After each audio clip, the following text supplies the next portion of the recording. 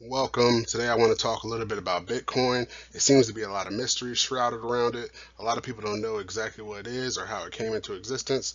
So I'm going to try to do something really short to keep everybody's attention and just talk about Bitcoin and how it began.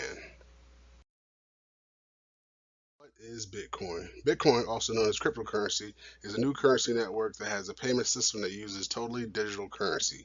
This peer-to-peer payment system is actually decentralized. The users control it and it has no middleman. So that means that it's totally unregulated. You can kind of think of it as a Swiss or offshore bank account just on the internet. There's a lot of good with Bitcoin, but one problem is it can be extremely volatile.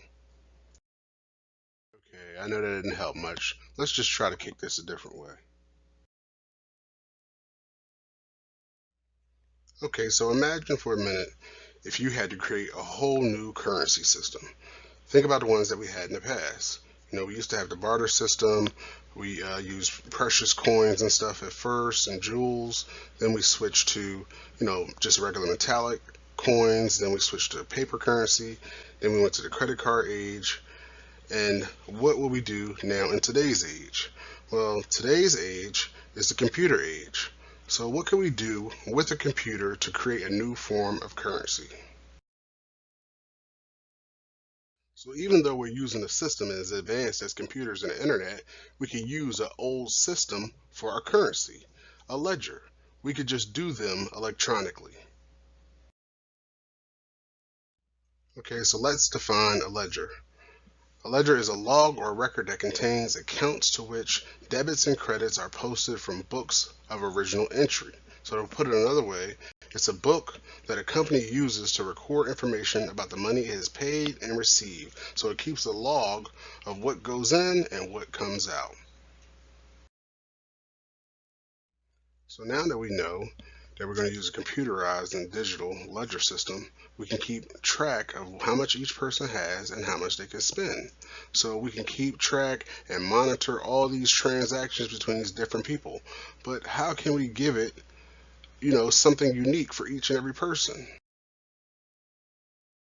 Well, here's an idea. Why don't we use an advanced series of alphanumeric characters that are encrypted, that are between 26 and 35 digits in length, and we could use that to identify each person. But what do we call these series of encrypted numbers that identifies each person? I know, we could call it a wallet. So now that we know that a wallet consists of a series of alphanumeric characters that are digitally encrypted, that's where the term cryptocurrency came from. So we have another problem now.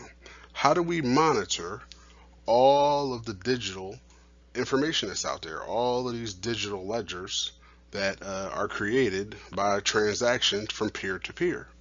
Well, what we could do is, since it's the age of internet, we could use the internet to update these ledgers in real time. So now that we have all of these different ledger transactions, who's going to monitor it? How are we going to keep it secure? How are we going to fight against fraud? Well, what if we had different individuals all around the world try to monitor and audit those transactions? That's where the term mining came from. So what the miners do is they check all the ledgers, make sure that no fraud has been committed, and how will we pay them? We could pay them in Bitcoin. Thus the term mining and creating Bitcoin. So there you have it, a pretty basic explanation of what Bitcoin is and how it works, just enough to give you the gist of it, and much success with all your Bitcoin ventures. And as always, give openly and freely so you can receive graciously and humbly.